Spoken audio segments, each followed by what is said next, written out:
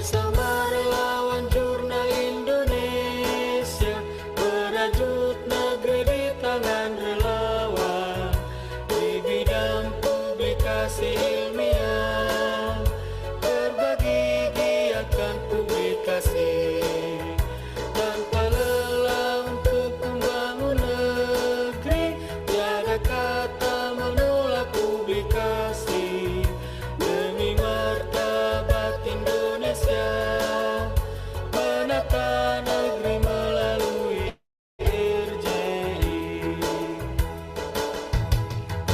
Hari yang cerah untuk publikasi, menata, mengelola dan menerbitkan ritual suci, mengabdi demi Indonesia. RJI hadir bagimu Ibu Pertiwi. RJI,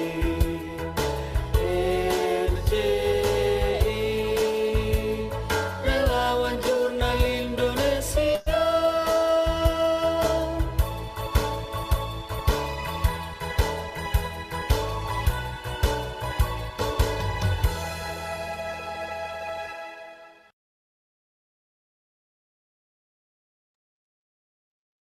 Baik, terima kasih. Selanjutnya, yaitu sambutan dari Bapak Yusuf Saifuddin selaku perwakilan pengurus pusat RJI. Kepada beliau kami persilahkan. Ya, terima kasih MC. Suara saya terdengar ya Mbak ya? Iya Pak, terdengar jelas. Bismillahirrahmanirrahim. Assalamualaikum warahmatullahi wabarakatuh. Waalaikumsalam. Selamat sore, salam sehat untuk kita semuanya. Yang saya hormati Pak Muhammad Ilham Bahtiar ya, selaku Wakil Ketua Pengurus Pusat Relawan Jurnal Indonesia. Yang saya hormati Pak Dr. Ida Bagus, selalu narasumber pada kegiatan ngabuburit sore hari ini, serta segenap teman-teman pengelola jurnal ya, yang pada kesempatan sore hari ini bisa bersama-sama berkumpul ya secara daring kita dalam agenda ngabuburit jurnal ilmiah yang ini terlaksana kali keempat ya, Bang Ilham. Alhamdulillah. Pertama, puji syukur marilah senantiasa kita panjatkan kehadirat Tuhan Yang Maha Esa atas karena nikmat-Nya kita masih diberikan kesempatan ya, meskipun lewat daring, apalagi di tengah puasa ya, menambah, mudah-mudahan menambah pahala kita ya, yang terutama yang muslim, Bapak Ibu yang muslim ya, pertemuan sore hari ini menjadi bernilai ibadah. Bapak Ibu sekalian, ngabuburit jurnal ilmiah ini episode keempat sore hari ini mengangkat tema menyoal etika publikasi ilmiah, bahwa selain tata kelola yang baik, kemudian substansi yang oke, Bapak Ibu juga dalam mengelola jurnal harus mengedepankan etika publikasi ilmiah, bahwa etika publikasi ilmiah ini salah satu boleh kalau saya sebut ini sebagai ruhnya daripada publikasi ilmiah itu sendiri ya. Artinya proses yang sebaik apa tata kelola yang Bapak Ibu desain dalam OJS ya, untuk meningkatkan peringkat cinta, kemudian sebaik apapun substansi yang Bapak Ibu sajikan dalam jurnal yang dikelola, tetapi ketika melakukan hal-hal yang tidak etis, kemudian melanggar beberapa pakem dalam scientific misconduct atau istilah disebut sebagai scientific misconduct, tentu ini menjadi sebuah persoalan serius yang harus kita atasi. Bapak Ibu sekalian, perkembangan ya sekarang Bapak Ibu bisa melihat, tengok kanan kiri ya, jurnal ada istilahnya dalam tanda kutip ternak jurnal gitu ya. Karena memang keberadaannya yang cukup menjanjikan dalam tanda kutip secara finansial ya. Ada orang yang mempunyai sampai belasan jurnal, bikin publisher dan segala macam. Tentu apakah salah? Tidak, kalau melihat dari misi untuk menggiatkan publikasi. Tetapi dari segi substansi, dari segi etik, ini juga perlu dikedepankan. Jangan sampai orientasi hanya sekedar money oriented, menekankan kepada penghasilan semata ya, dengan mengejar misalkan sebulan terbit sampai 30 artikel tanpa proses review ya, tanpa dicek bagaimana originality artikelnya. Saya sebut originality, bukan similarity ya. Kalau di aspek hukum ini harus clear antara original atau similar Dua hal yang berbeda. Tentu mudah-mudahan sore hari ini menjadi momen yang baik untuk membedah mana yang ranah etis, mana yang tidak etis dalam mengelola publikasi ilmiah berkala. Ya, insya Allah kita bersama narasumber yang sangat tepat untuk itu. Ya, selamat mengikuti kegiatan, mudah-mudahan memberikan manfaat bagi Bapak Ibu semuanya, dan tentunya berikan insight ya, nilai-nilai yang positif bagi jurnal yang Bapak Ibu kelola. Terima kasih, cukup kiranya dari saya. Mohon maaf apabila ada hal yang kurang berkenan. Assalamualaikum warahmatullahi wabarakatuh.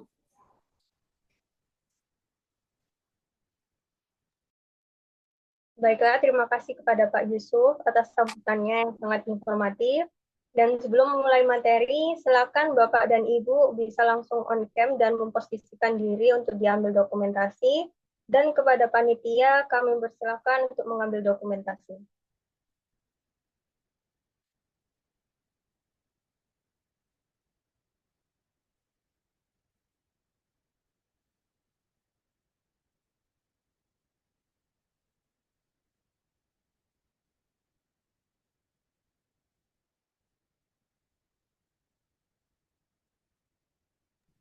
Sudah? Belum?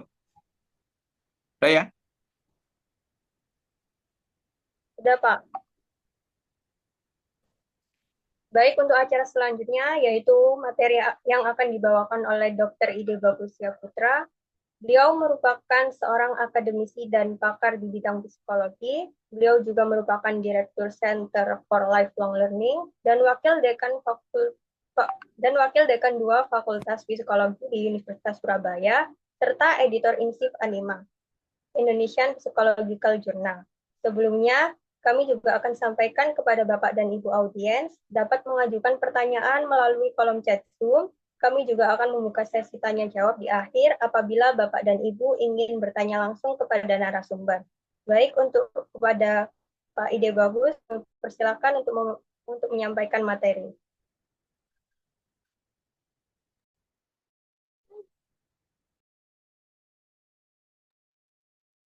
Oke, terima kasih. Assalamualaikum warahmatullahi wabarakatuh. Salam sejahtera bagi kita semua. Salam multikultur dari Ubaya. Di Ubaya punya salam, yaitu salam multikultur untuk menghargai keberagaman yang ada di Indonesia. Terima kasih kepada Pak Yusuf dan Ibu Moderator untuk membuka acara ini. Jikalau boleh, saya usul agar diskusinya itu bisa langsung saja, bukan pada akhir. Bisakah demikian, Ibu?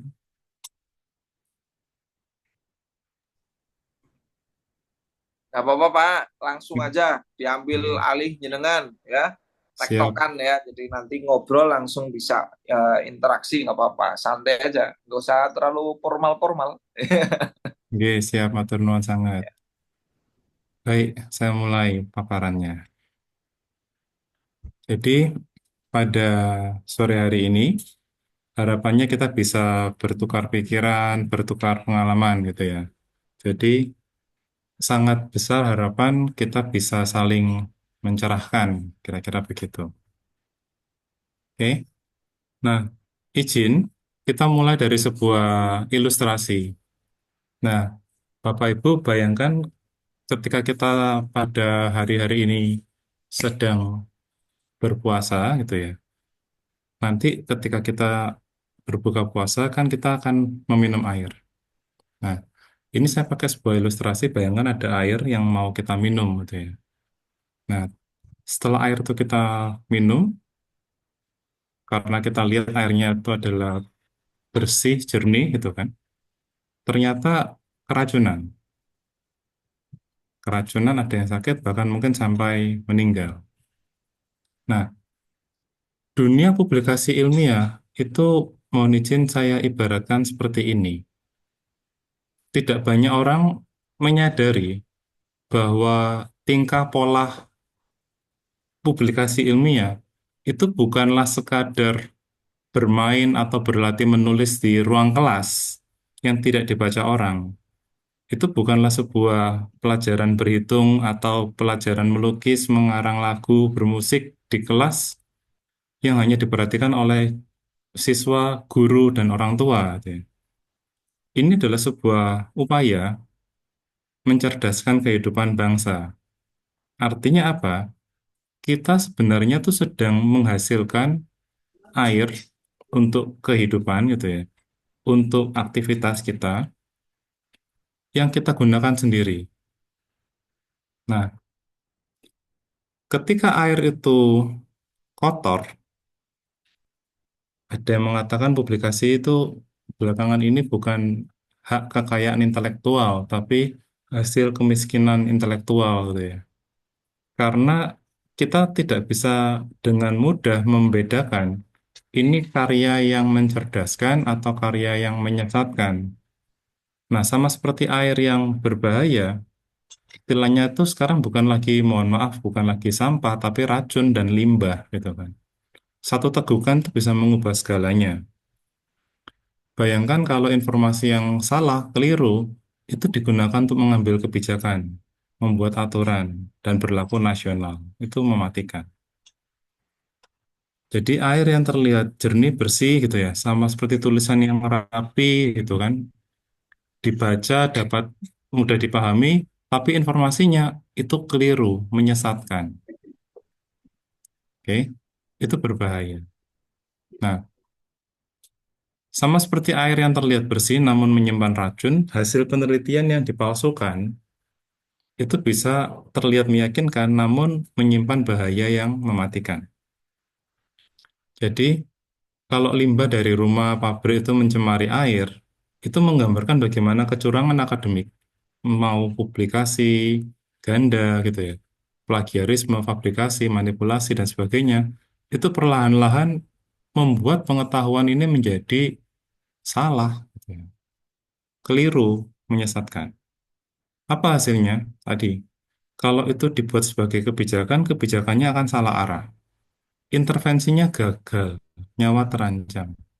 Di bidang ilmu saya, psikologi, upaya untuk melakukan replikasi terhadap hasil penelitian terhadap 100 penelitian, mayoritas menunjukkan bahwa hasilnya tidak replicable. Ini bukan penelitian nasional, ini penelitian internasional. Artinya, ini bukan kondisi yang terjadi hanya di Indonesia, gitu ya, tapi di dunia. Oke. Nah, ilmu pengetahuan yang seharusnya menjadi sumber kehidupan, akhirnya bukan menghidupkan, menyehatkan, menyelamatkan, tapi justru menyesatkan dan mematikan. Oke, sampai di sini dulu gitu ya. Monggo, tanggapan dari Bapak Ibu sekalian. Apakah ada yang punya keberatan, punya pertanyaan, punya dukungan? Monggo, kita sambil dialog.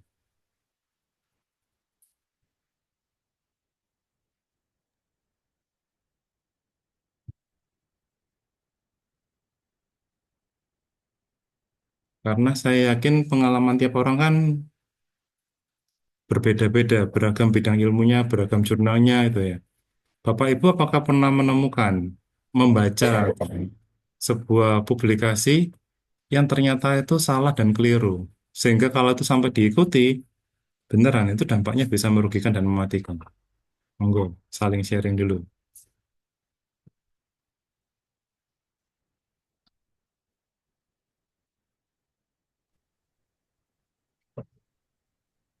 Bisa di-share lagi, Pak. Mohon maaf, slide-nya. Slide-nya, oke. Iya, karena kan kita ini pasti beda-beda ya bidangnya. Oke, monggo Ibu. Panggilannya dengan Ibu Sinten? Ibu Saya Lydia, Pak.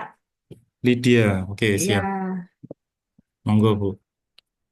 jadi Bu, ini maksudnya berarti plagiarisme, fabrikasi data, manipulasi ini, kecurangan-kecurangan ini apakah sebenarnya sudah ada dari dulu gitu ya, terus ada aturannya, karena kan biasanya yang seperti ini kalau terjadi di negara kita ini tidak ada apa, tidak ada apa ya, preventifnya itu kurang, tapi adanya hmm, adalah kalau sudah ada baru kemudian dibuat aturannya jadi, gitu kan.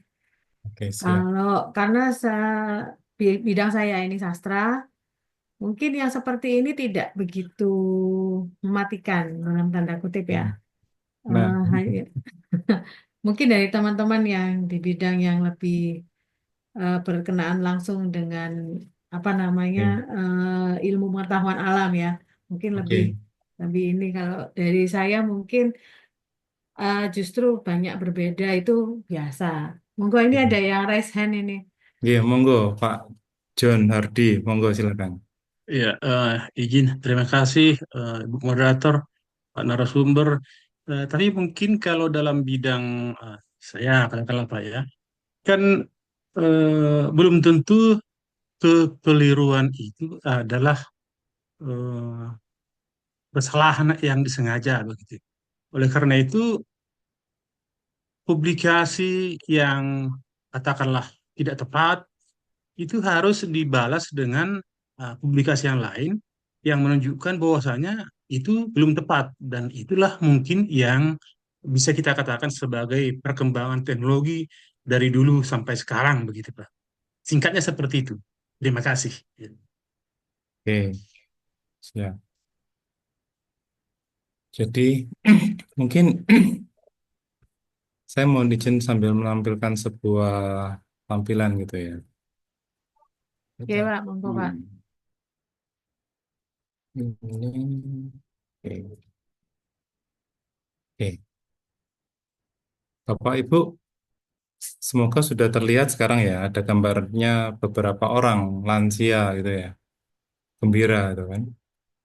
Pernah dengar laporan ini yang mengatakan bahwa di menurut laporan WHO gitu ya, 65 tahun itu sekarang tergolong muda.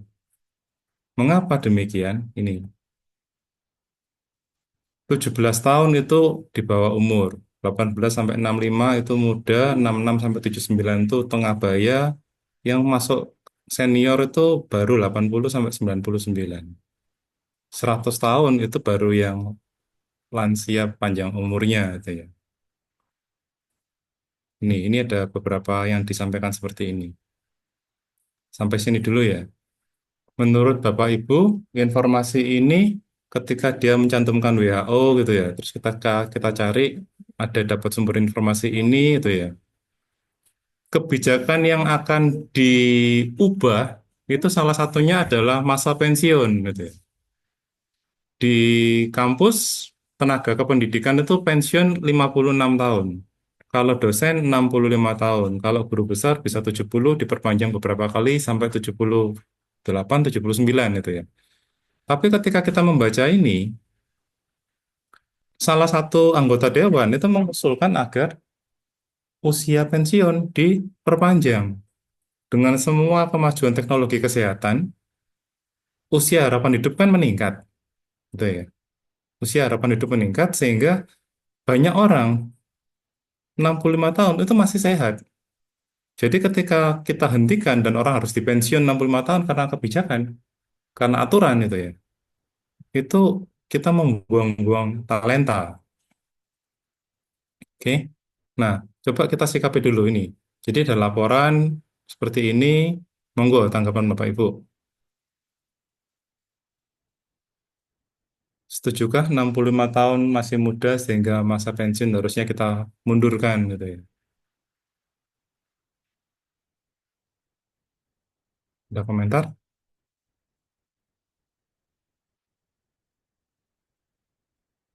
Pak John, monggo.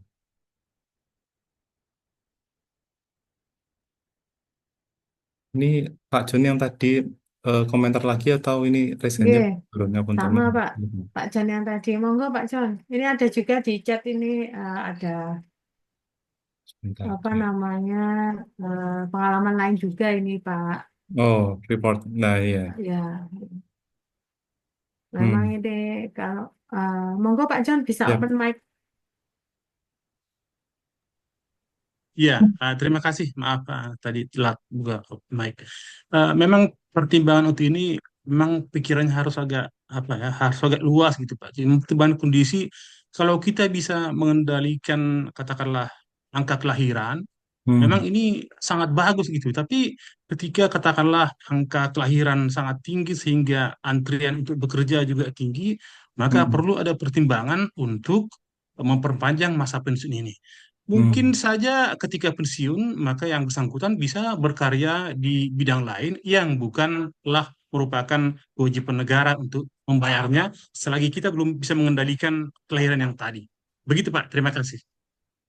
Ya, oke. Baik. Tanggapan lain? Bapak Ibu ada yang pernah menerima informasi ini sebelumnya melalui grup WhatsApp atau informasi yang lain gitu ya?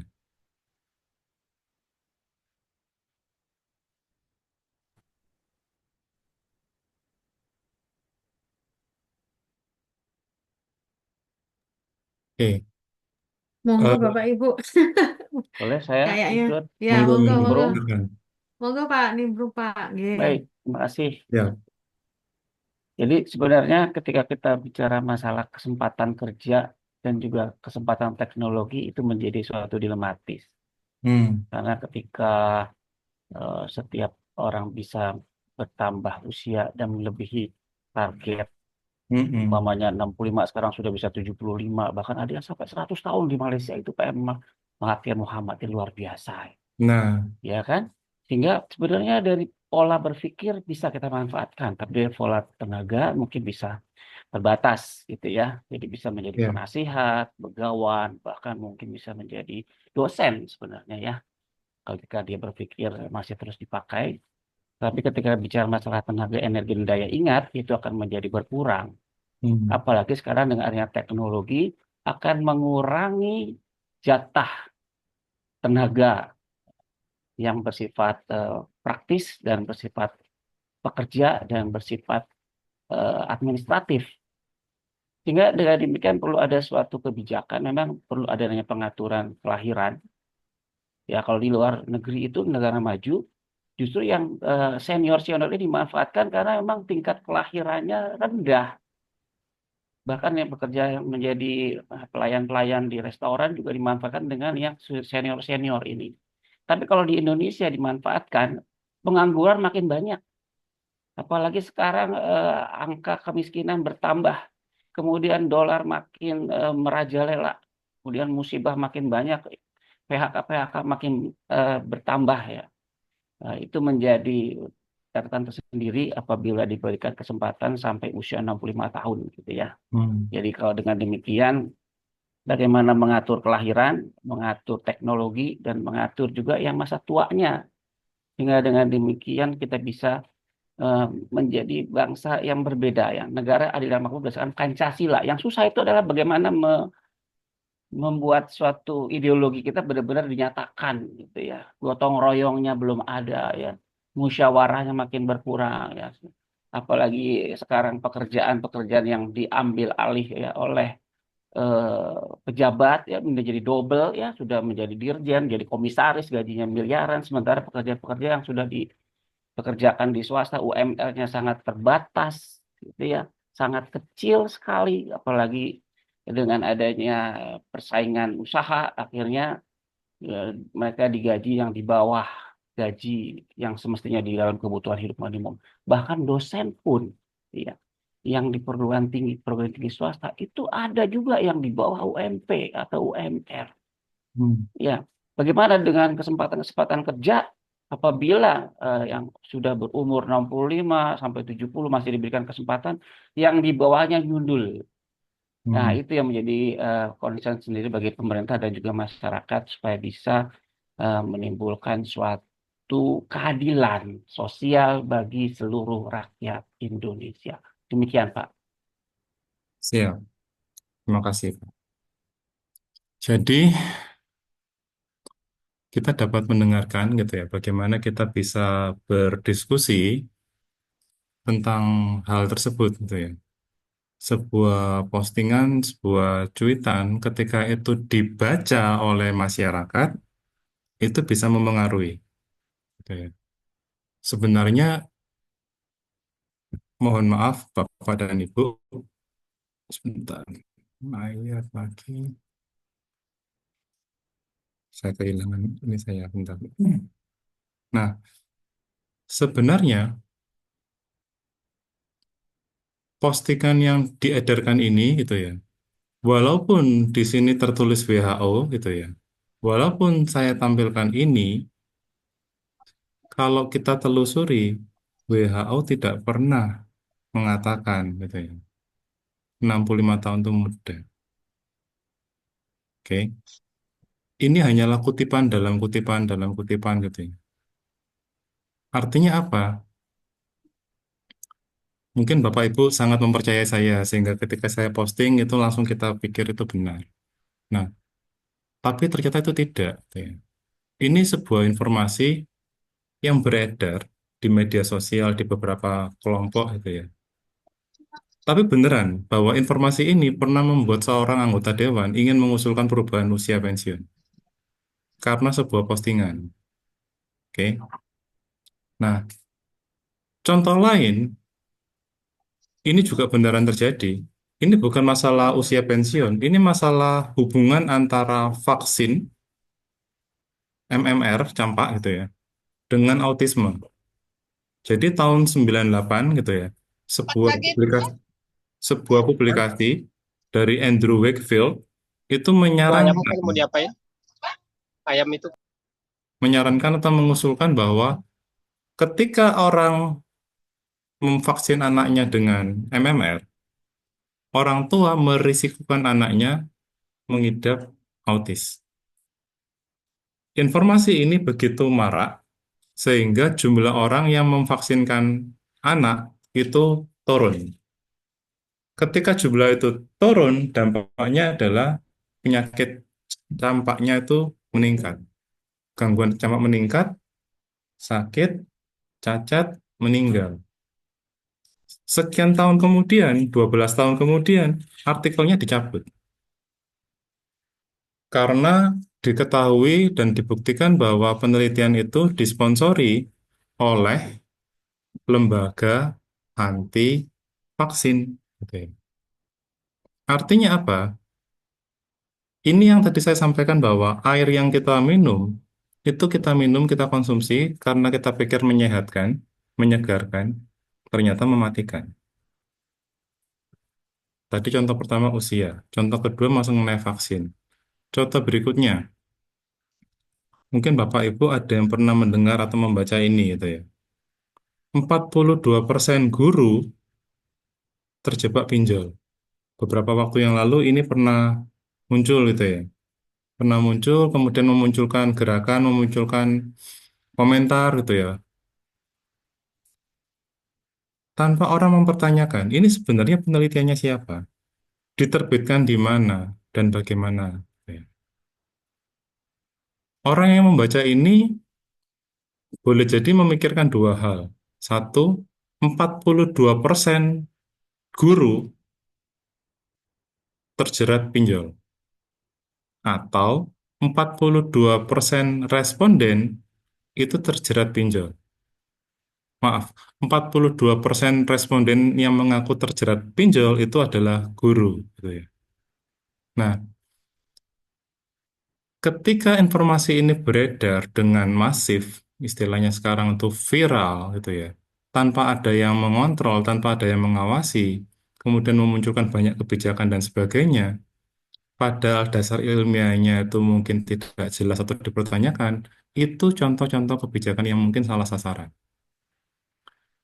Tahun 2010 gitu ya, mungkin Bapak Ibu masih ingat, marak pendidikan wirausaha. Pendidikan wirausaha di Indonesia itu salah satunya didengang-dengungkan muncul karena Indonesia itu kurang maju karena kekurangan jumlah wirausaha gitu ya. Kita ini kurang wirausaha karena itu kita harus melatih mahasiswa menjadi wirausaha, dosen menjadi wirausaha. Mungkin Bapak Ibu ada yang pernah mendengar mengikuti atau menjadi pelatih instruktur kewirausahaan, wirausaha muda, mahasiswa dan sebagainya.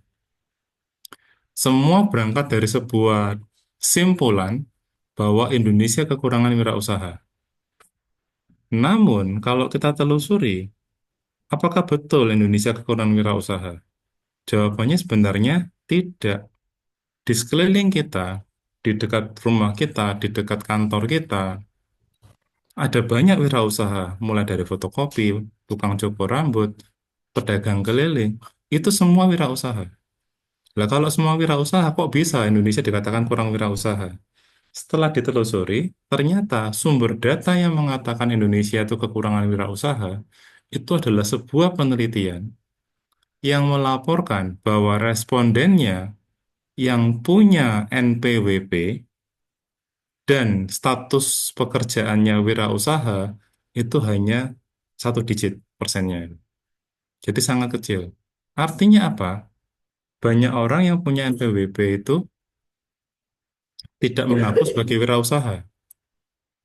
Boleh jadi para pedagang keliling di sekitar kita tidak punya NPWP. Tapi informasi itu dikemas, dikelola sedemikian rupa demi mempromosikan pendidikan, penjualan, layanan, pelatihan, kewirausahaan. Gitu ya. Ini contoh-contoh bahwa kita ternyata selama ini antara mempromosikan atau mengonsumsi informasi yang tidak sepenuhnya benar. Gitu ya. Sampai sini dulu Bapak Ibu. Monggo kita diskusi, saling komentar. Saya komentar, Pak. Monggo Pak. Baik, Pak. Jadi kalau kita bicara masalah informasi dan informatif, komunikasi dan komunikatif gitu ya. Kita bicara masalah penelitian. Penelitian apakah berupa survei, sensus, atau sampel dan lain sebagainya. Ketika kita bicara masalah hasil itu belum tentu bisa mewakili apa yang sedang terjadi. Ya, karena bisa jadi penelitiannya itu tidak mendalam dengan sampel dan survei-surveinya. Tapi memang informasi itu memang harus disampaikan. Karena sifatnya adalah pada saat itu juga. Sifatnya adalah tidak meluas, tidak menyeluruh. Ada yang induktif, ada juga yang deduktif. Gitu ya Pak. Sementara masyarakat kita, tingkat pendidikan masyarakat kita itu masih sangat jauh dari harapan. Berapa pendidikan yang minimal SD, yang sampai SMP, SMA, ya sampai perguruan tinggi, bahkan dosen pun banyak yang belum sampai doktor, baru 25%. Sementara informasi itu memang sekarang zamannya informasi. Buzzer itu lebih informatif Pak daripada dosen. Percayalah itu. Ya, kalau dosen itu melalui penelitian yang lama, buzzer itu cukup dengan beberapa kalimat orang pada percaya semua. Karena apa? Karena informasinya itu meluas. Dengan informasi yang salah, tapi kalau dia secara masif terstruktur, maka itu akan menjadi hal yang dibenarkan dan hal yang dipercaya. Nah, bagaimana caranya supaya peneliti yang memang benar-benar meneliti itu dipercaya hasilnya? Kalau sumbernya juga nggak benar, gitu ya. Hasilnya juga nggak benar. Hasil yang benar aja belum tentu juga dipercaya. Dan banyak yang belum baca, Pak. Tidak ada yang mau baca. Sekarang zamannya itu adalah aksi berupa TikTokers, gitu ya, Pak. Orang lihat video dibandingkan hasil-hasil penelitian, gitu ya. Anak-anak muda sekarang kita lihat di mana di media sosial ini. Ya, tingkat kemampuan mereka dalam berpikir benalar dengan penelitian, berapa banyak mahasiswa yang bisa mengikuti dosen untuk ikut meneliti. Dan hasilnya seperti apa? Gitu ya. Seberapa banyak kita bisa melihat hasil penelitian, berapa ranking kita di dalam kancah dunia penelitian, baik itu nasional maupun internasional. Kan seperti itu. Apapun informasi itu ya seperti itu ya. Terkadang juga pemangku kepentingan juga memberikan informasi juga bias. Tapi mau nggak mau kita harus percaya itu. Ya. Katanya mau katanya. Tapi kalau sudah masif katanya menjadi benar. Nah sekarang bagaimana mengarahkan itu nggak bisa Pak. Nggak bisa karena semua tergantung dari bagaimana berpikir kita. Ya, ya bahwa gara-gara COVID lah semua jadi begini. Bisa jadi. Ya. Gara-gara COVID semua jadi begini. Tapi ada yang bisa maju setelah COVID. Tapi ada juga yang tetap terpuruk. Ya. Ya. Gara-gara banjir jadi masyarakat menjadi susah. Bisa jadi bukan karena banjir juga, karena masyarakat juga yang memang tidak mau berusaha gitu ya. Banyak hal-hal yang memang tidak bisa diteliti secara komprehensif. Tapi dengan batasan waktu ya, apalagi kalau kita penelitian sifatnya penelitian dan kemudian diartikelkan, itu punya batas waktu, ya Pak. Batas waktu itu terkadang melampaui, ternyata sudah berubah semuanya, apalagi kebijakan-kebijakan. Penelitian tentang kebijakan itu akan berubah cepat sekali. Kita meneliti tentang undang-undang berubah menjadi RUU, RUU berubah lagi, berubah lagi. Sehingga apa yang diteliti sekarang nggak bisa relevan dengan apa yang terjadi ke depannya. Jadi kalau kita berpikir masalah informasi, ya sebagai peneliti, ya apa itu yang akan kita berikan sesuai dengan apa objektivitas kita, validitas kita, ya apakah bersifat empiris juga. Tapi hasilnya nggak sesuai atau mungkin juga bisa berbeda pada tempat yang berbeda, itu lain hal, itu soal berbeda sekali, ya. Masyarakat kita berapa banyak sih yang bisa menganalisis apa yang dibaca oleh penelitian? Paling cuma kalimat sedikit dijadikan sitasi, Pak. Iya, betul. Betul tidak? Apakah Bapak membaca semua detail baru dijadikan sitasi? Tidak juga. Nah, saya jadi tiba-tiba teringat ini. Iya. Bapak, Ibu ada yang pernah dengar istilah phantom reference? Belum. Citasi hantu. Belum, Pak. Belum, Pak. Belum ya? Kalau ghosting pernah, Pak. Ghosting. Kalau phantom belum. Phantom, sebentar ya. Saya izin. Bentar. Ini Google. Saya pakai Google Scholar. Nah, oke, siap. Bapak Ibu, ada sebuah artikel judulnya The Art of Writing Scientific Article gitu ya. Tahun 2000. Tidak banyak orang loh, citasinya sampai 1.500 gitu ya. Oke. Nah, apa yang unik dari artikel ini? Yang unik adalah, Bapak Ibu, artikel ini itu tidak pernah ada. Artinya apa? Betul yang tadi disampaikan oleh Bapak, orang itu berarti mengutip ini, menyitat ini, tanpa pernah baca. Hanya ngambil apa? Satu, karena judulnya menarik gitu ya. Wah, ini kalau nulis artikel ada seninya. Ya udah, saya ambil gitu kan. Van der Geer, Hanrat, Lapton gitu ya. Dikutip, kutip, kutip, kutip gitu ya. Sampai 1.500 kali gitu ya. Dan ini nyata. Ketika pertama kali ditemukan, dia masih ratusan. Tahun 2017 tuh ya. Sekarang 2024 sudah 1.500. Oke, monggo Bapak Ibu diskusi. Jadi saya kirimkan ke chat ya kalau Bapak Ibu mau telusuri lebih lanjut ya. Ada yang punya dugaan. Sudah jelas-jelas artikel itu tidak pernah ada. Tapi kenapa kok yang ngutip sampai 1.556 itu ya? Monggo, boleh berkomentar, boleh berpendapat gitu ya. Saya baru tahu nih, Pak. Kira-kira kenapa ya? Kalau kartel sitasi saya pernah tahu. Kartel sitasi, Ya, ya, pernah tahu kasusnya itu sampai dibekukan Sintanya dan sebagainya. Tapi kalau yang ini malah saya baru tahu terinspirasi. sekarang ini ya. Jadi di kasus 2018-2019 di mafia Scopus, kartel sitasi itu ya, itu kan ditemukan beberapa pola sitasi yang tidak wajar itu kan. Beberapa artikel itu ada yang sangat-sangat cepat dan banyak disitat. Hanya kebetulan judulnya bagus. Kecemasan siswa selama COVID, wah itu sudah tinggi itu. Oke. Jadi itu diambil karena judulnya inspiratif. Tapi perkara itu kecemasan siswanya tinggi, sedang atau rendah, nggak ada yang pernah baca. Jadi simpulannya itu bertentangan dengan isinya. Tapi karena judulnya itu, terus dia ambil. Nah, cuman yang Phantom ini disitat itu ada beberapa alasan itu ya. Coba kalau kita coba baca sama-sama itu ya. Di sini ada beberapa kemungkinan. Sejarahnya dulu ya. Sejarahnya Bapak Ibu. Kenapa kok kalau ini salah, kenapa kok ada yang nyitat? Bapak Ibu, ini sebenarnya itu adalah panduan bagi penulis. Ya.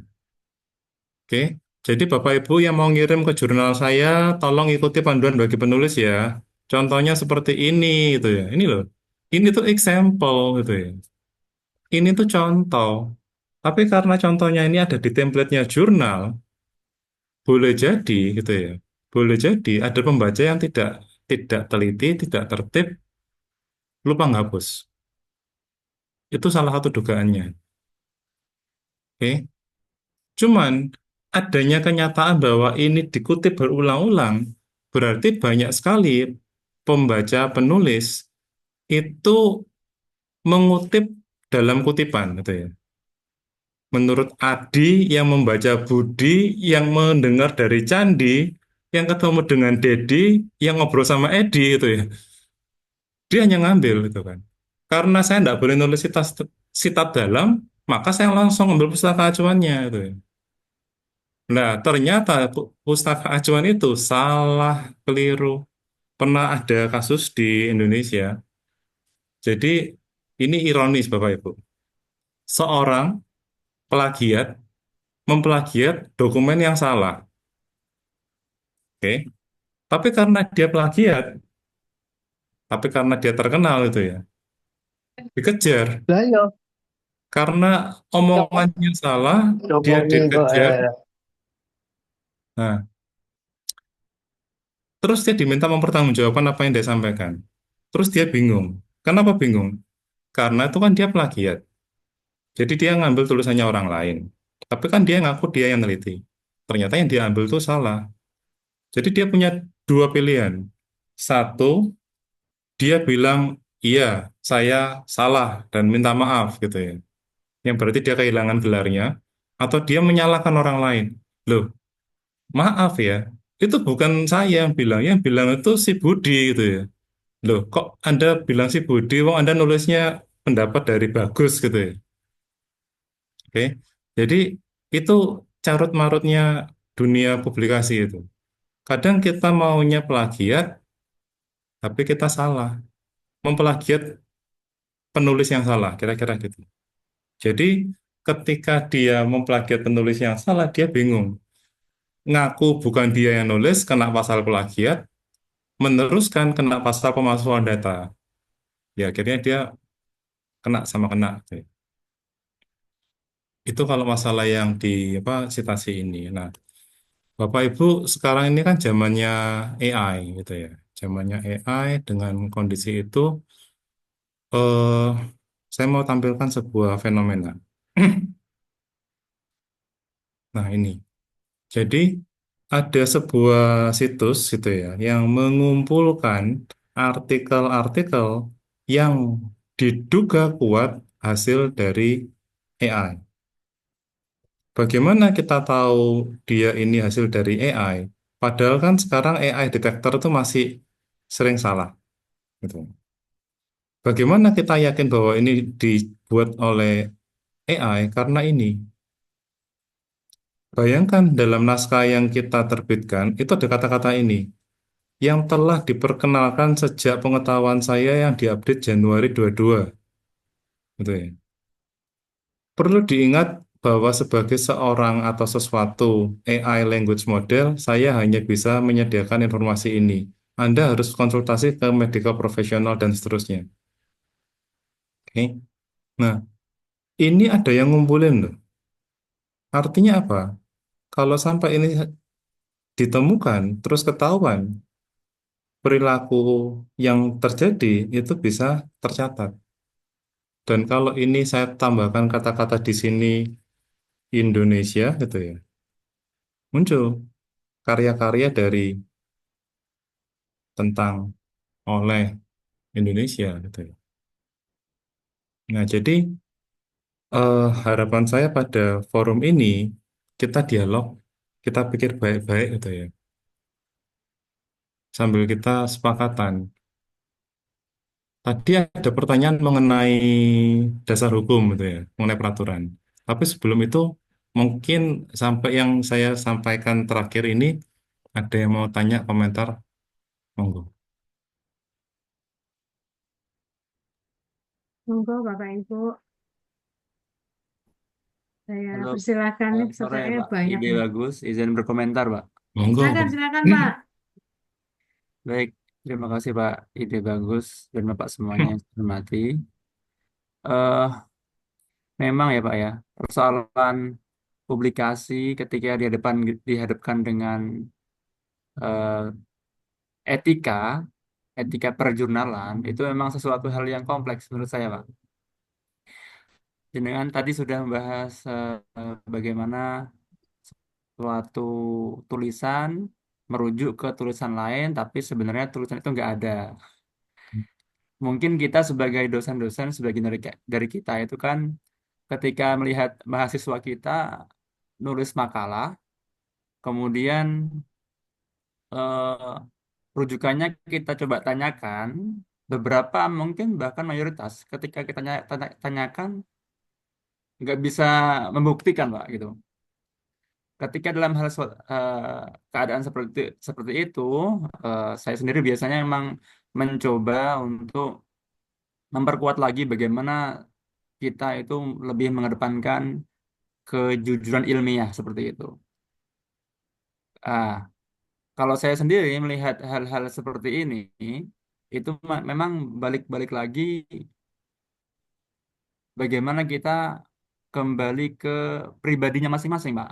Ini pribadi saya, apa? Pribadi saya, Pak ya. Maksudnya melihat eh, ketidakadanya kejujuran gitu, Pak, dalam publikasi ilmiah seperti itu.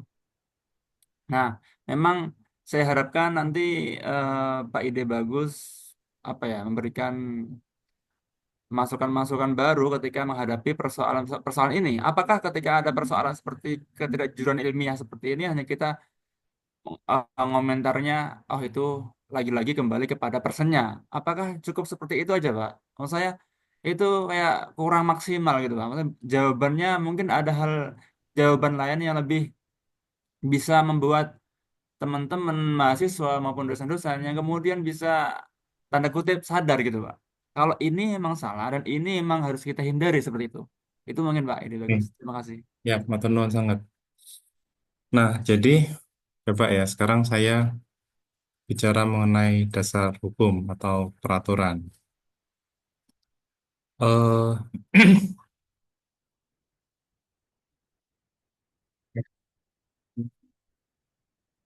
Karena itu.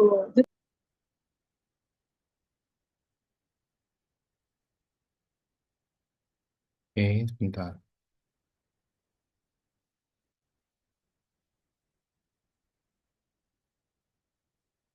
Indonesia sebenarnya dari segi aturan, ini termasuk salah satu negara dengan peraturan paling lengkap, paling lama gitu ya. Jadi, dokumen hukum tentang integritas akademik yang paling pertama muncul itu salah satunya adalah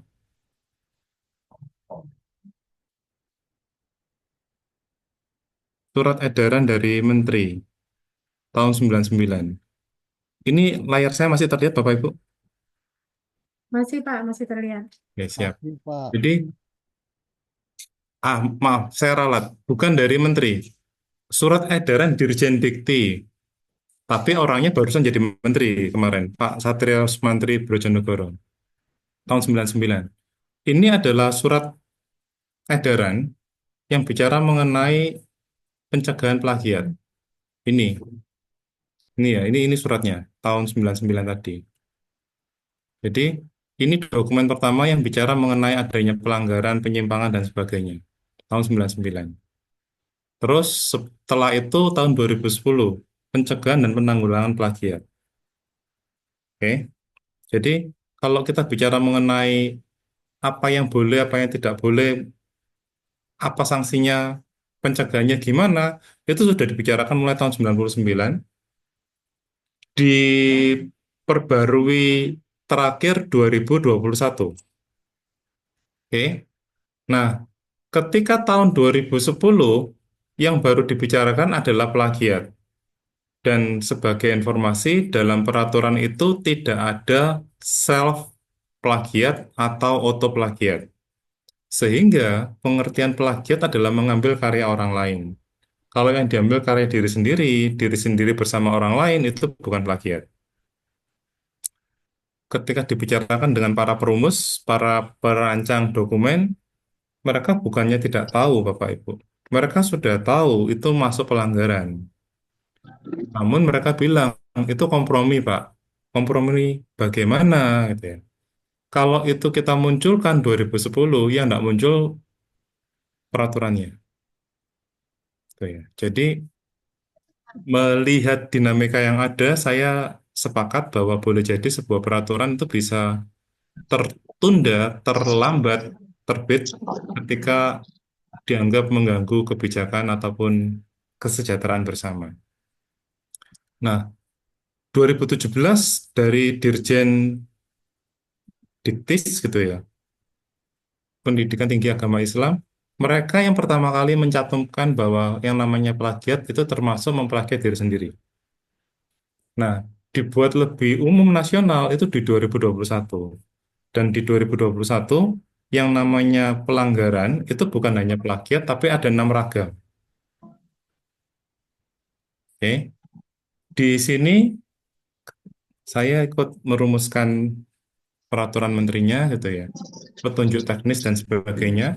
Di sini dirumuskan gitu ya, apa yang dinamakan fabrikasi, falsifikasi, plagiat, kepengarangan tidak sah, konflik kepentingan, dan pengajuan jamak. Dalam peraturan ini, seharusnya semua perguruan tinggi se-Indonesia itu punya peraturan dengan semangat merdeka belajar ya.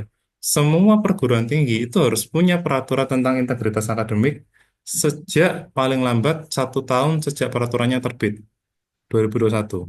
Berarti sejak 2022 seharusnya sudah ada. Nah, begitu itu disosialisasikan dan diingatkan, ditemukan bahwa banyak yang belum memiliki peraturan. Skandal guru besar dan sebagainya, kalau Bapak Ibu perhatikan, itu akhirnya menyulut, membangkitkan kembali adanya Komite Integritas Akademik. Jadi untuk usulan kenaikan pangkat, perguruan tinggi perlu menyerahkan sebuah surat pernyataan Komite Integritas Akademik yang mengatakan bahwa sudah ada penilaian integritas akademik terhadap karya-karya yang dihasilkan. Nah, ketika ragam ini dimunculkan, yang semula plagiat menjadi sekarang ada 6, masalahnya menjadi muncul ketika ada AI. Di akhir 2022, awal 2023, kemunculan ChatGPT dengan semua ragamnya membuat sebuah pertanyaan. Apakah penggunaan AI dalam publikasi ilmiah itu diizinkan, dimungkinkan, dan dapat diterima? Oke, dari sana tim di BRIN maupun di kementerian mulai berpikir bahwa upaya untuk memunculkan ragam pelanggaran itu tidak mungkin bisa mengejar kenyataan. Begitu Pak Saimul ya. Jadi ketika dikatakan kalau melanggar ini salah, kalau sesuai ini benar itu ya. Bingung. Loh, di 2023 Januari ada sebuah artikel yang ditulis oleh seorang editor dan ChatGPT gitu. Coba ya saya tunjukkan ya. Oke. Ini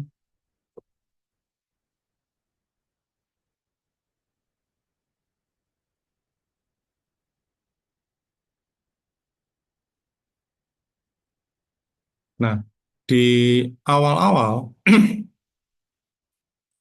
di awal-awal ketika ChatGPT pertama kali diperkenalkan, orang berpikir bahwa kalau memang dia nulis dengan bantuan AI, maka AI-nya perlu diakui. Dan cara mengakuinya adalah dengan menuliskan bahwa penulisnya itu adalah ChatGPT. Jadi, kalau ini tadi ditelusuri gitu ya, ini terlihat ya, pengarangnya adalah Michael King dan ChatGPT.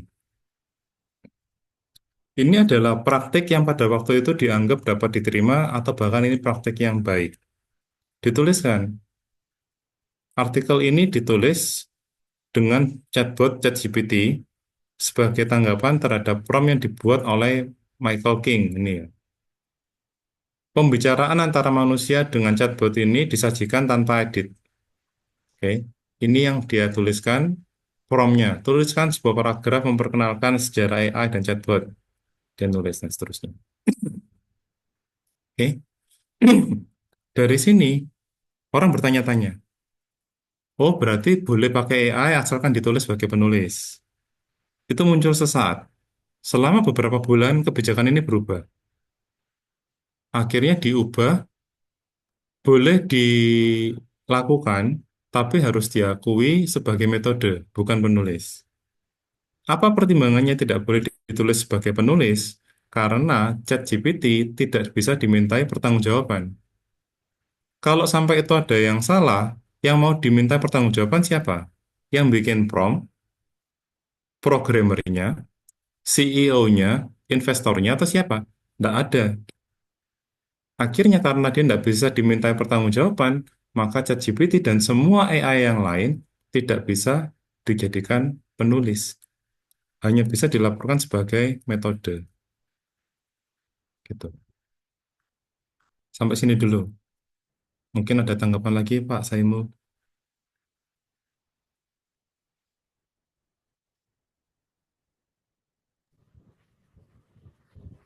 Izin bertanya, Pak. Monggo, Pak. Selamat sore, saya Dwi Supriyadi. Ya, Pak Dwi. Ya. Terima kasih Pak Ide, bagus. Ini pertama kali saya gabung di RJI. Ya. Nah, saya Chief Editor Isolek. Saya ya dosen bahasa Indonesia yang baru mungkin mengenal tentang karya tulis ilmiah. Karena ini mata kuliah saya bahasa Indonesia MKDU, jadinya MKWK. Waktu saya kuliah kemarin namanya seperti karya tulis ilmiah melalui jurnal. Nanti saya lanjut di pasca 2000. Saya selesai 2014, kuliah 7 tahun. Jadi saya itu 2 kali ganti, Pak. Karena gara-gara pembimbing satu saya kontras dengan pembimbing 2 saya, profesor lawan doktor.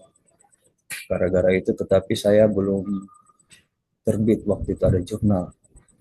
Nanti setelah saya lihat sudah banyak yang mengambil judul-judul seperti tesis saya, jadi saya cepatnya menerbitkan jurnal saya itu di tahun 2002. Mestinya terlambat sekali, karena sudah berkembang sekali tulisan waktu itu. Dan saya baru editor itu nanti tahun 2024 Februari. Baru saya pelajari semua, kenapa harus dicetak, kenapa harus disitasi, kenapa ada namanya sitasi, kenapa ada plagiarisme. Saya masukkan ke dalam mata kuliah saya waktu itu. Tapi begitu saya jadi chief editor, saya mulai ragu dengan tulisan-tulisan yang publis, yang terbit di jurnal saya. Begitu saya cek, saya belajar dari senior-senior para dokter yang sudah sampai Sinta 4. Saya tidak tahu apa itu Sinta, kenapa harus ada Sinta, kenapa di jurnal biasa dan ini. Saya telusuri semua itu. Kenapa harus ada Scopus? Gitu. Kemudian saya telusuri semua, sudah ada, saya baru gabung lagi di RJ waktu di sekarang ini. Karena baru mencari tahu pentingnya kenapa harus ada legal jurnal, kenapa harus ada ini, saya baru mau tahu. Kenapa harus ada seperti ini, Pak? Yang Bapak sampaikan itu bukan cuma kasus sebelum ini. Sebelum tahun-tahun sebelumnya saya masuk kuliah itu sudah terjadi banyak pengambilan teks judul mahasiswa. Itu dari tahun sekian itu diambil hanya di tingkat provinsi, saya ganti sampel saja. Tetapi yang saya tertariknya itu, saya pikir daftar pustaka itu hanya teknik penulisan, ternyata ini sudah jadi sitasi-sitasi yang menjadi sampai kumpulan-kumpulan cinta skor. Wah, itu sudah luar biasa itu. Ternyata, Citasi seperti ini Pak, yang ternyata kenapa Sinta skornya orang itu tinggi, kenapa ini Sinta skornya ini. Ya, yang jadi perhatian saya adalah saya minta saran Pak, masukan supaya saya tidak terlalu berbuat banyak dosa waktu itu. Mungkin ya mengakui dosa kita sampai sekarang ini bulan, apalagi di bulan puasa. Terus terang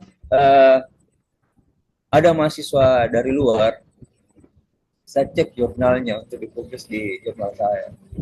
Tapi begitu saya cek, saya pertama itu Pak hanya lihat 2 saja, abstraknya, judulnya, baru daftar pustakanya. Tapi karena saya sakit, jadi saya cuma baru bisa periksa daftar pustakanya.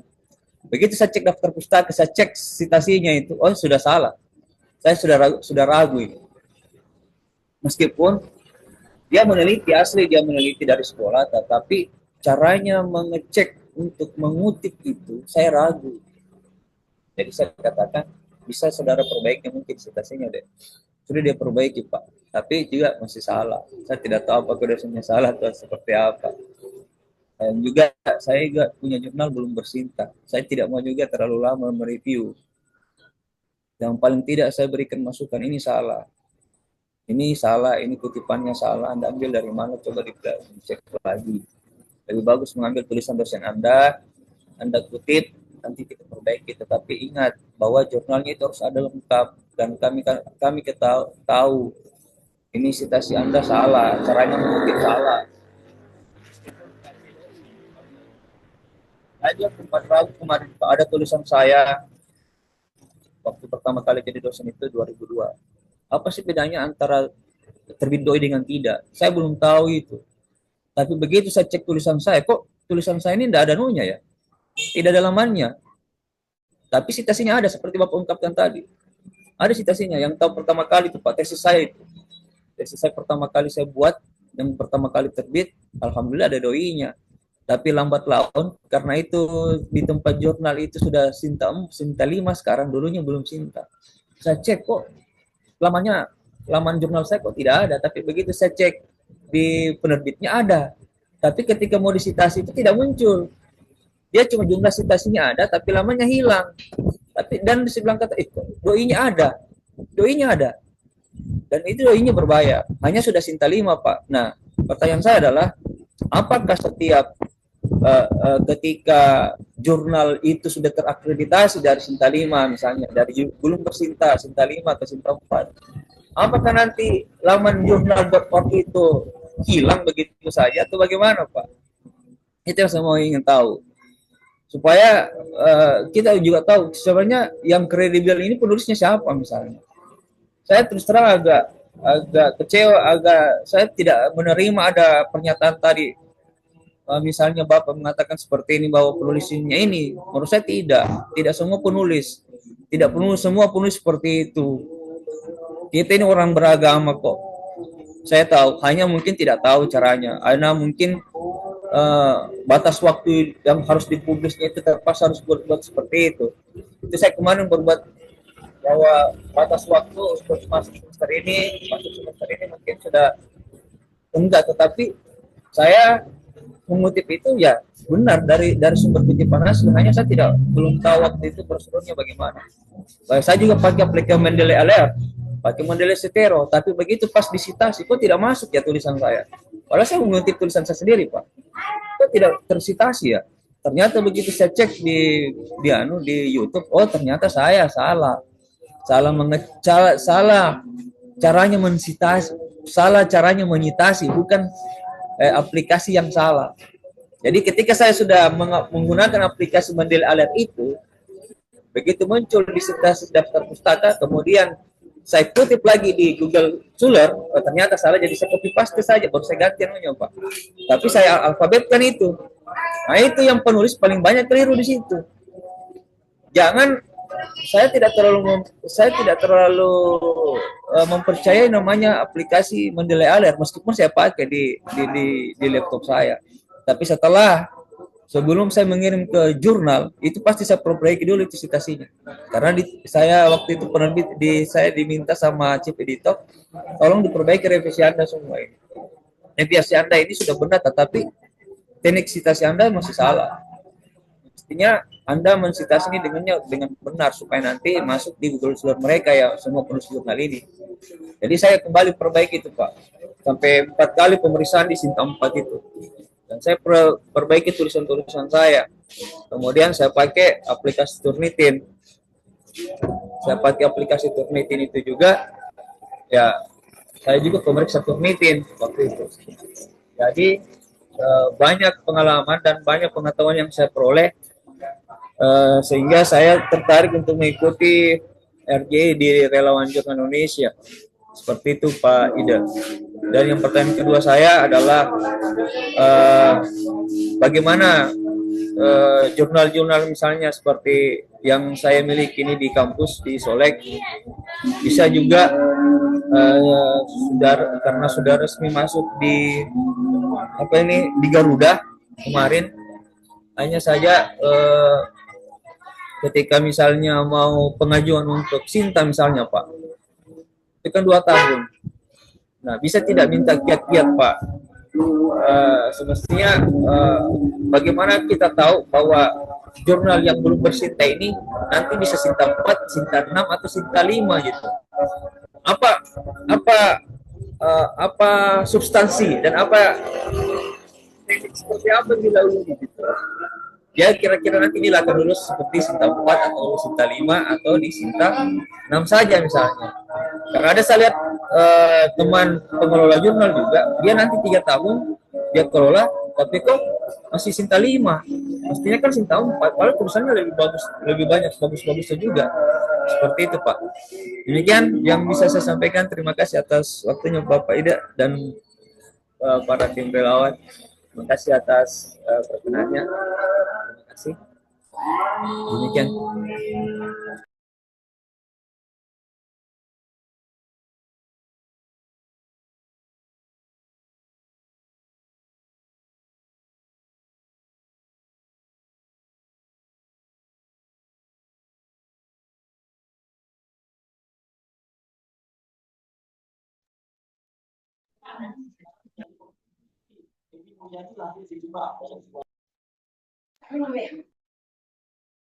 Sepertinya terlempar Pak Ide bagus. Ya, sepertinya beliau ada di daerah yang sama dengan saya, tiba-tiba mati lampu. Tapi memang diskusinya terlalu meluas, tidak fokus jadinya. Ya, mari kita fokus di etika saja, nggih, Bapak Ibu. Iya, Jadi kalau ada moderator bisa. pertanyaan mungkin yang tidak ini nanti bisa via ke supervisi ya yang ditanyakan oleh Pak siapa dia namanya? Ibu. Ya, supervisi. Siapa tadi yang bertanya? Bapak nanti bisa ke supervisi ya Pak untuk yang urusan akreditasi dan lain-lain. Terus kalau yang urusannya dengan apa namanya pengelolaan jurnal juga bisa disupervisi. Jadi saya tulis ya.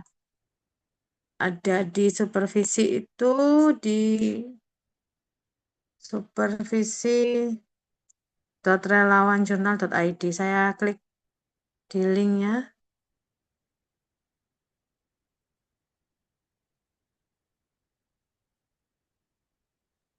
Nah,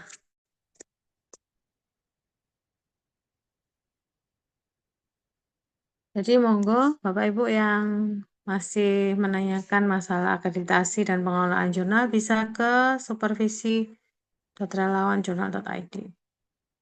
Oke, sambil menunggu kembalinya Pak Bagus, mungkin Bapak Ibu ada yang bertanya, silakan.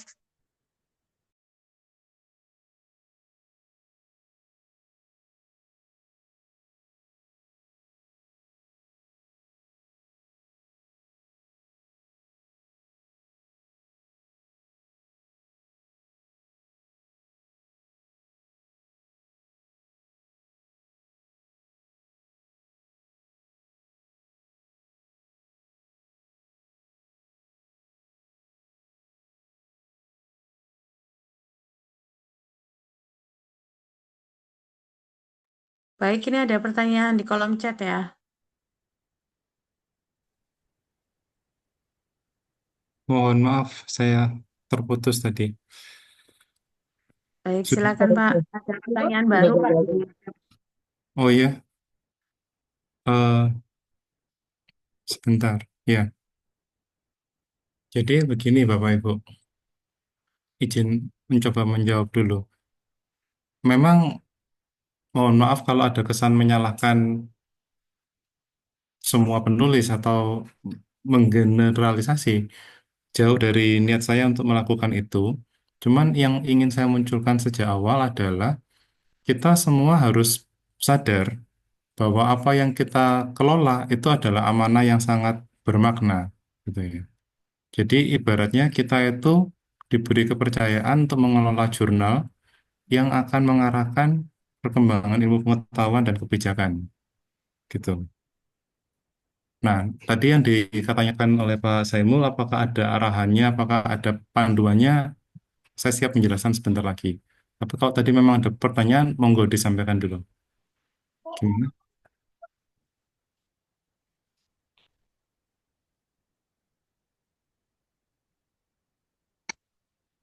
Pertanyaan barunya sudah ada atau ada? Benar.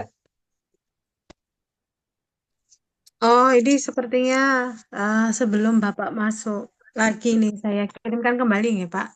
Oke, siap. Ini tadi saya juga terlempar karena lampu mati. Oke, Ini Pak, sudah oke, saya kirimkan di chat. siap, siap. Oke, baik. Jadi begini, eh di tingkat kementerian yang berlaku sebagai pemberi akreditasi pengawas gitu ya. Karena yang dikelola di Indonesia ini kan jurnalnya banyak Bapak Ibu ya. Kita termasuk salah satu jurnal open access terbanyak, terbesar sedunia gitu ya. Banyak jurnal yang diterbitkan, banyak ISSN yang didaftarkan gitu ya. Tapi memang tidak semuanya aktif dan berlanjut. Nah, dalam kondisi tadi, sementara ini yang digunakan sebagai acuan adalah ketika seseorang itu salah, mau sengaja maupun tidak disengaja, maupun diketahui maupun tidak, prinsipnya adalah diharapkan ketika ada kesalahan, maka dilakukan perbaikan. Jadi, sebagai pengelola jurnal yang dapat kita lakukan adalah menjamin kualitas terbitan kita. Sehingga ketika kita sudah melakukan redirection, correction, dan atau yang lain, sebagai pengelola jurnal, kita dianggap sudah bertanggung jawab. Jadi, sehubungan dengan itu, ketika ada penulis atau editor ataupun reviewer yang keliru, kewajiban kita sebagai pengelola, editor-in-chief, dan jajaran tim editor, itu adalah melaporkan dan memperbaiki. Ketika itu dilakukan, maka istilahnya kesalahan kita dianggap selesai. Ini dianggap belum selesai ketika itu kita biarkan dan tidak ditindaklanjuti. Nah, ini yang tadi yang asal bayar. Jadi memang itu yang sedang dijaga. Salah satu alasan kenapa kemarin akreditasi itu tertunda lama, itu kan sekali muncul kan langsung ribuan ya Bapak Ibu ya, mungkin hampir 2.000 ya, 500 sekian halaman itu ya. Memang para asesor itu juga bekerja keras gitu ya. Kalau kita bicara mengenai apa ya, dedikasi pengabdian sudah tidak perlu dipertanyakan karena kalau kita bicara mengenai keuntungan finansial yang mereka terima amatlah sangat sangat sangat sedikit gitu ya. Jadi walaupun namanya tidak relawan, tapi juga bekerjanya juga dengan relawan gitu ya. Nah, supaya saya bisa apa ya, menghemat waktu, saya ingin sampaikan ini Bapak Ibu. Jadi, saya izin teruskan materinya dulu.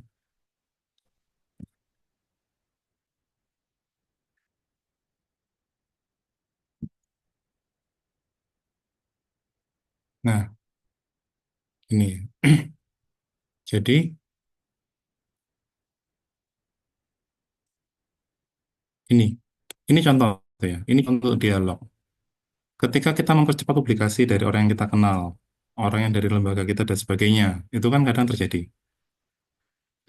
Kadang kita mengatur agar reviewernya bisa lebih mudah atau lebih sulit, lebih ketat atau lebih longgar.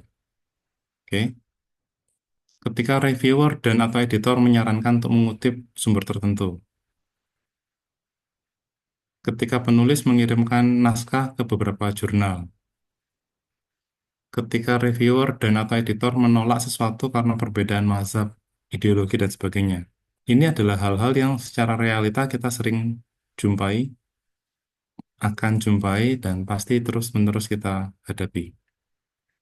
Nah, sehubungan dengan ini, berbekal dari pengalaman bahwa satu pelanggaran itu kurang, enam pun masih tidak lengkap, maka ada semacam panduan.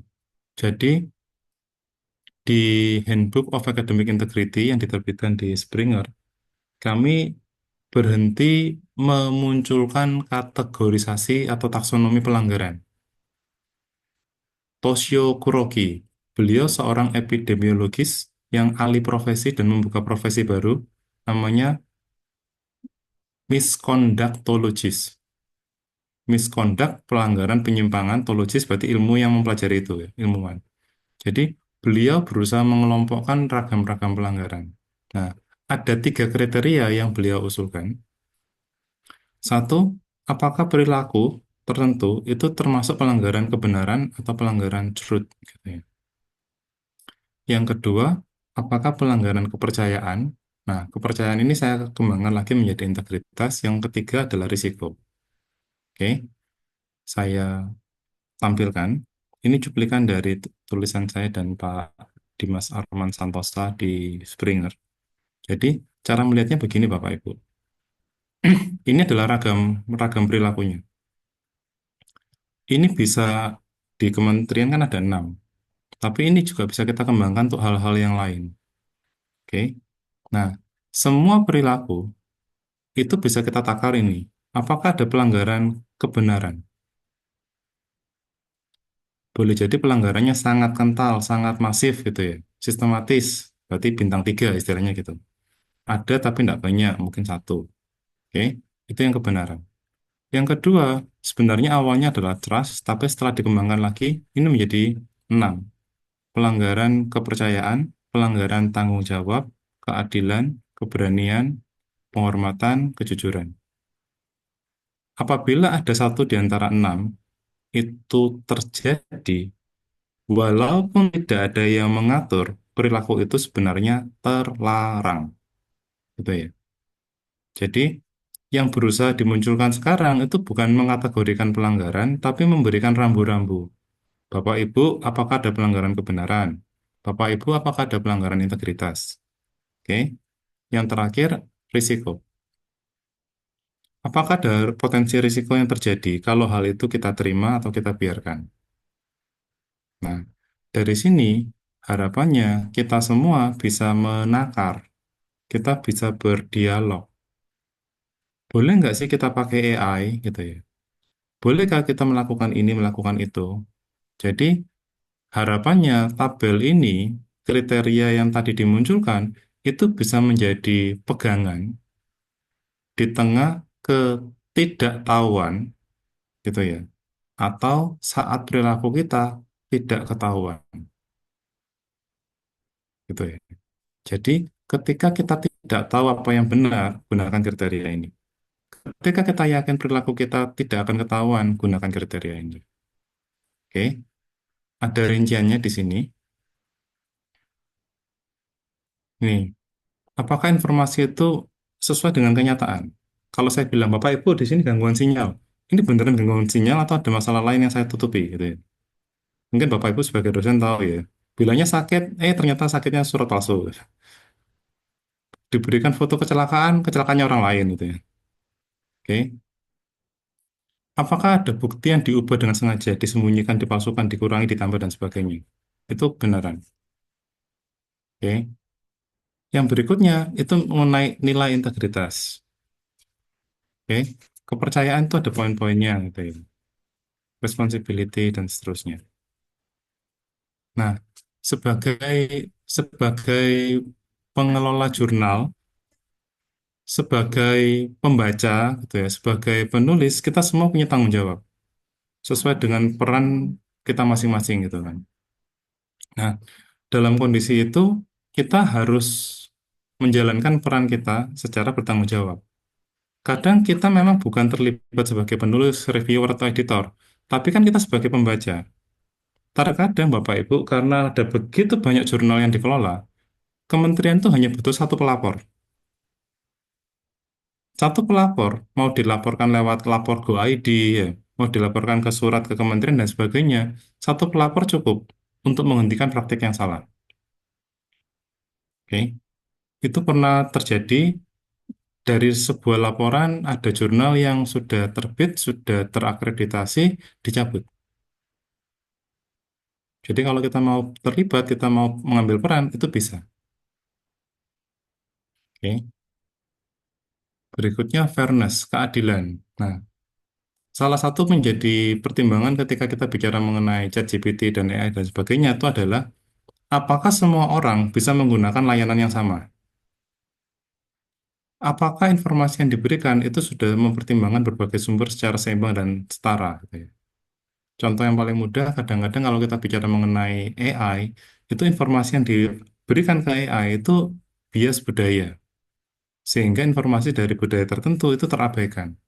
Contoh, dalam budaya kita sekarang sudah muncul kesan bahwa pakaian formal itu jas. Padahal kan tidak harus jas.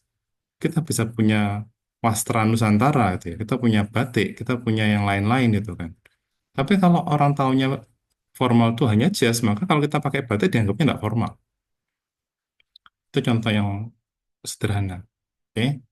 Keberanian ini tadi. Berani nggak kita lapor ketika kita tahu bahwa kita itu benar, tapi yang kita lawan yang berkuasa. Kadang kan ini yang menjadi tantangan dan kendala. Penghormatan. Apakah kita menghormati hasil karya orang lain itu ya? Jangan-jangan kita juga melakukan pelanggaran dan penggunaan secara ilegal, kejujuran. Oke, ini kalau dirangkum semuanya ini adalah nilai integritas akademik yang dirumuskan dari ICAI, International Center on Academic Integrity. Nah, poin ketiga itu adalah risiko. Kadang Bapak Ibu, beberapa orang tuh membiarkan gitu ya, karena berpikir nggak ada risikonya kok, nggak diterbitkan kok, nggak ketahuan kok, nggak ada yang baca kok. Oke, padahal boleh jadi artikel yang kita kelola, yang kita biarkan itu tadi, mungkin akan dibaca oleh seseorang, mungkin akan menjadi dasar kebijakan dan sebagainya. Itu yang kita harus sikapi dengan hati-hati. Jadi, kalau ini dirangkumkan, kembali ke tabel tadi, gitu ya. Kembali ke tabel tadi, ketika Bapak Ibu bertanya-tanya, perilaku ini boleh atau tidak? Kok nggak ada yang mengizinkan? Kok nggak ada larangannya? Gunakan tiga ini sebagai kriteria. Apakah ada pelanggaran kebenaran? Apakah ada pelanggaran nilai-nilai integritas? Apakah ada risiko? Ketika itu ada, walaupun tidak ada yang melarang, jangan dilakukan. Ketika tidak ada pelanggaran, walaupun tidak ada yang mengizinkan, tidak ada pedomannya, Bapak Ibu boleh lakukan. Dengan pertimbangan boleh jadi itu sesuatu yang baru. Ketika zaman dahulu tulisan tangan, kemudian muncul mesin ketik gitu ya. Ketika dari mesin ketik muncul komputer dan sebagainya, itu kan teknologi berkembang. Bukan berarti orang yang pakai komputer itu curang terhadap mesin ketik, orang yang pakai mesin ketik curang terhadap mereka yang tulisannya bagus gitu. Oke, jadi kalau kita bicara mengenai etika dan pencegahan, jadi harapannya dengan panduan-panduan yang ada, dengan kriteria yang ada, kita bisa melakukan yang namanya self-assessment. Nah, informasi ini harapannya kita berikan kepada pengelola jurnal, reviewer, penulis, mahasiswa yang kita didik, dan lain-lainnya. Ini gambaran umumnya, gitu ya. Nanti materi akan saya titipkan kepada panitia, gitu kan. Nah, di sini juga ada cuplikan dari peraturan menteri yang dapat dibaca kalau Bapak Ibu ingin mengetahui lebih dalam, gitu. Mungkin sementara itu dulu. Saya khawatir dari segi waktunya nanti terlalu panjang. Tadi ada pertanyaan yang belum terjawab di chat kalau nggak salah ya. Hmm. Oke. Jurnal yang asal bayar bisa terbit termasuk faktor yang mempengaruhi, betul gitu ya, senjata kenyataan gitu. Jadi di pedoman akreditasi yang sedang disiapkan itu akan ada apa ya, ada semacam ketentuan mengenai jumlah publikasi karena beberapa jurnal itu ketika belum akreditasi kan kita kesulitan naskah. Ketika sudah terakreditasi kadang kita kesulitan menolak gitu ya. Nah, beberapa memanfaatkan itu dengan cara jumlah artikel yang diterbitkan itu bisa lebih banyak daripada jumlah minum obat dalam sehari itu ya. Ada kan yang publikasinya sampai ratusan sampai ribuan itu kan dalam 1 tahun. Nah, masalahnya tadi bukan hanya naskahnya itu sampah, tapi itu juga limbah karena beracun. Nah, kita sebagai pengelola jurnal harapannya saling berkolaborasi. Gimana caranya kita bisa menghasilkan publikasi tepat waktu dengan cara yang baik, bermartabat. Yang kami sedang upayakan di psikologi adalah kolaborasi antara pengelola jurnal dengan prodi, kemudian dengan kementerian, sehingga bagi penerima hibah dapat disalurkan, diberikan kesempatan untuk melakukan semacam pameran. Pameran proposal penelitian, kemudian pengelola jurnal itu lihat, kemudian kita pinang. Jadi ketika kita sebagai penulis, sebagai peneliti, kita sudah punya istilahnya kontrak publikasi. Tapi kontrak yang legal ya, bukan berarti kontraknya ini kayak apa ya, asal bayar terbit, bukan. Ada kriterianya. Kalau ini terpenuhi, maka Anda akan diterima. Kalau diselesaikan tepat pada waktunya, kami akan terbitkan. Nah, artinya ada apa ya, kesepahaman dan keinginan untuk saling menjaga, menghasilkan naskah, yang satunya mendapatkan naskah, berproses sampai terbit. Itu salah satu yang sedang kami upayakan, paling tidak di bidang psikologi, demi memastikan mereka yang mau nulis punya jurnal untuk menerbitkannya, mereka yang mengelola jurnal punya naskah untuk diterbitkan. Gitu.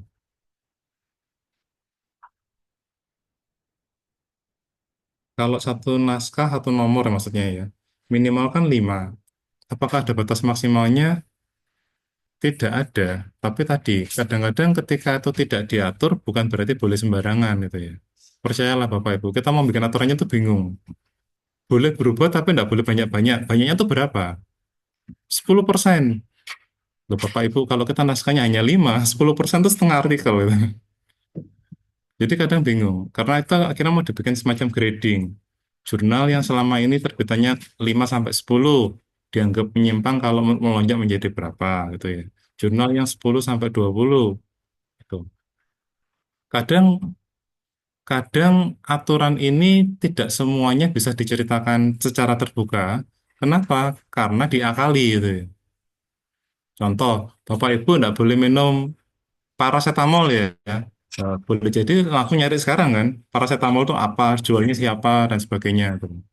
Jadi kita pakai rambu-rambu gitu ya. Rambu-rambu itu digunakan sebagai arahan pegangan, tapi pasti tetap ada juga yang tidak bisa disampaikan secara terbuka. Karena tadi, kadang menyampaikan secara terbuka itu justru menjerumuskan ke jalan yang salah. Bapak Ibu tidak boleh pakai sayhab ya. Loh, apa itu sayhab itu? Kan jadi ketahuan, Mbak. Kira-kira gitu. Dari 5 ke 10 gitu ya. Jadi kembali ke tadi, sekarang ini sedang disiapkan aturan perangkat prosedur bahwa kalau mau ada perubahan harus lapor dulu. Gitu ya. Seingat saya lapornya ke BRIN, penerbit ISSN gitu ya, mengenai periodenya, mengenai jumlahnya gitu ya. Jadi selama kalau dalam bahasa Jawa itu kan ngono yo ngono mung ojo ngono gitu ya. Boleh begitu tapi jangan jangan sebegitunya tuh ya.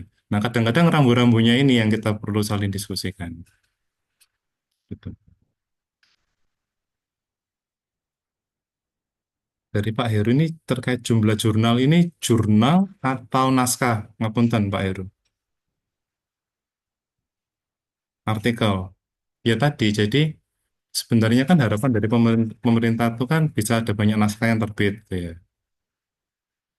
Ketika kemarin ada teguran, itu jurnal yang menerbitkan ratusan sampai ribuan itu dia bilang gini, Bapak Ibu ini yang mohon maaf tidak pandai gitu ya.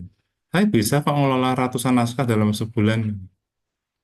Itu mudah. Tapi setelah kami lihat itu ya loh, Kok bisa dalam satu nomor itu ya, penulis yang sama itu bisa muncul beberapa kali gitu.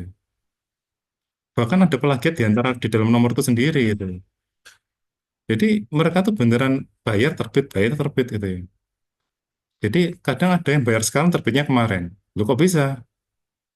Nah ini saya mau ngomong susah ini. Ini ngomong bukan untuk ditiru Bapak Ibu ya, tapi disisipkan gitu loh di nomor yang sebelumnya. Nah itu kan praktik-praktik yang tidak baik gitu ya.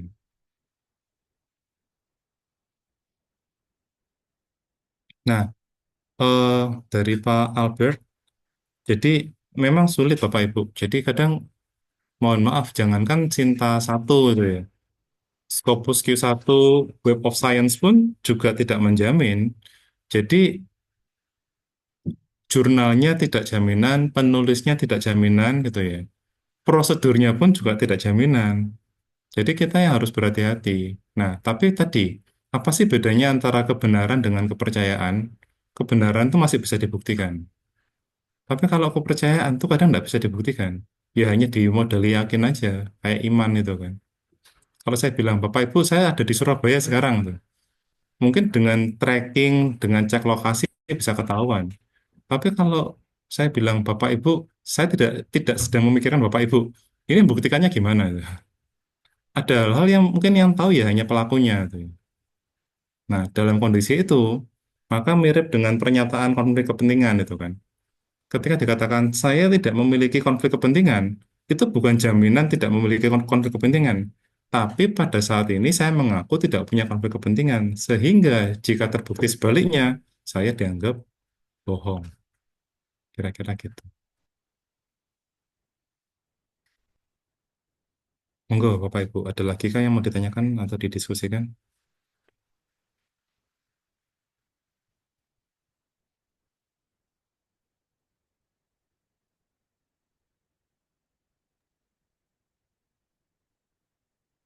Eh, saya izin.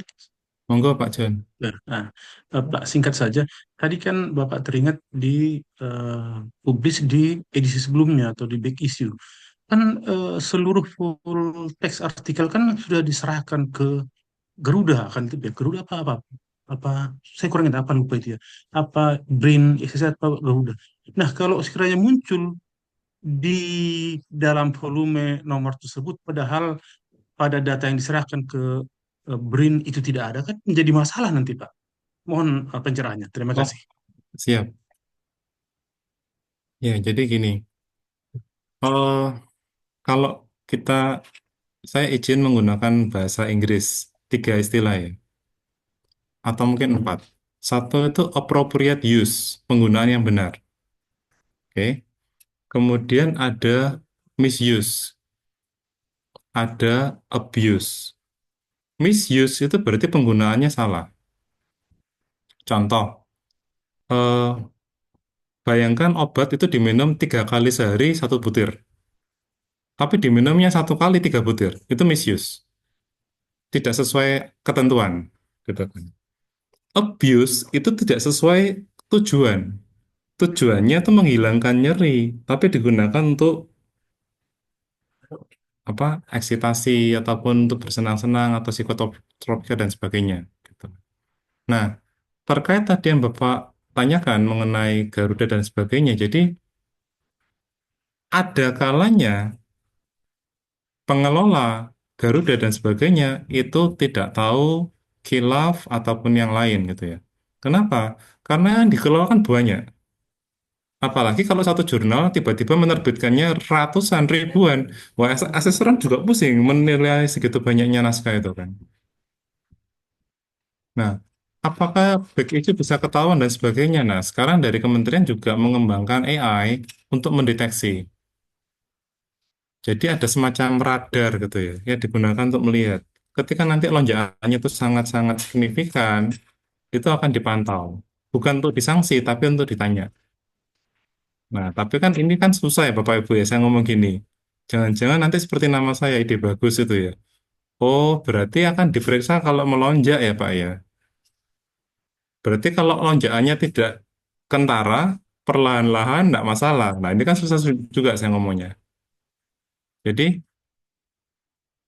memang harapannya dengan teknologi, dengan penyegaran, sosialisasi dan sebagainya, kita tahu sama tahu bahwa ada perilaku yang baik, ada perilaku yang salah dan penyalahgunaan. Itu tadi. Nah, dalam kasus tertentu sanksinya itu kan dikurangi akreditasinya, ditunda, apa boleh mengusulkan, atau bahkan yang paling berat itu kan antara discontinue dan cancel gitu kan. Kalau discontinue berarti tidak diteruskan tapi yang lama masih ada. Kalau cancel itu kan dibatalkan semuanya. Gitu ya. Jadi harapannya kita tahu sama tahu apa sih bedanya correction dan redirection. Correction itu masih bisa diperbaiki, isinya masih dapat dipergunakan. Redirection itu isinya tidak boleh dipercaya, digunakan karena sudah berbahaya dan mematikan. Mirip limbah tadi itu. Oke, jadi harapannya kita tahu, kita sadar bersama bahwa yang kita publikasikan ini bukan sekadar cerita. Cerita yang salah aja bisa memunculkan kesan yang salah gitu ya. Puisi yang mengarahkan, karya sastra yang membuat orang memiliki emosi, pemikiran, fantasi, keyakinan yang keliru, itu juga bisa berbahaya, teman. Apalagi kalau faktanya yang dibelokkan. Jadi kita harus berhati-hati gitu ya. Mungkin tadi izin Bu Lydia nggih, yang sastra. Menurut saya Bu, kadang saya kan bidangnya psikologi ya Bu ya. Ada orang bilang kalau dokter suntik salah mati. Psikologi kan enggak apa-apa. Saya bilang tidak. Kalau psikologi salah konseling itu penderitanya sepanjang hidup. Percayalah, Betul, penderitaan ya sepanjang Pak, hidup betul. mungkin lebih menyakitkan daripada mati seketika gitu. Ngeten. Nggih. Sementara dari saya itu ngapunten kalau ada yang salah atau keliru. Baik. Sepertinya ini harus saya cut nih, Pak. Siap, Bu. Teman-teman yang di Indonesia Timur sudah mulai siap-siap untuk buka Nggih. puasa. Jadi saya panggil moderatornya dulu yang tadi Mbak Ya. Arfia ya.